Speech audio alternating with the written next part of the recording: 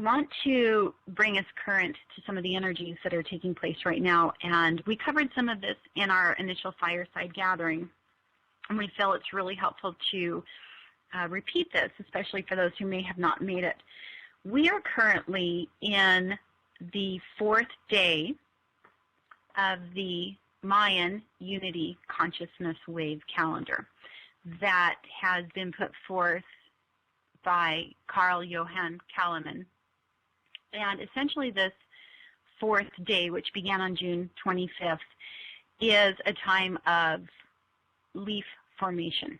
It's a time when a seed, after it has sprouted, after it has been catalyzed, it's put roots down, it's now starting its upward growth and its extension out into the world.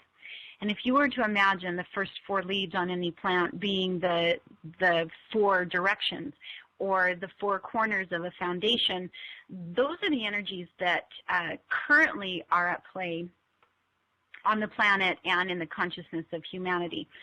So if you also look at leaves, leaves go through the process of photosynthesis, and photosynthesis is the way that the plant feeds its body and gains nourishment. The photosynthesis is also akin to the spiritual seeker receiving our higher wisdom from Source and assimilating this higher wisdom and these higher truths in order for us to grow and learn and embody our true divine gifts. So as we embrace the divine wisdom of the cycles of creation and the wisdom that this 9th unity wave is calling us into, realigning with the cyclic nature of creation, then we can also really pay attention to the fact that right now we are creating the foundational structure for what we will eventually birth in its wholeness, that will provide the strength for the fruits of our efforts, and these fruits will then contain seeds that will nourish us for generations and generations to come. So this is really a vital, amazing time for each one of us to get clear about the choices that we are making right now, and to really start to extend ourselves and create a foundation that is in alignment and in harmony with our higher selves and our true divine nature. Each one of us is going through and in self-electing, in claiming our authentic gifts and power. Each one of us is laying the foundation for birthing a new reality for ourselves as well as the planet.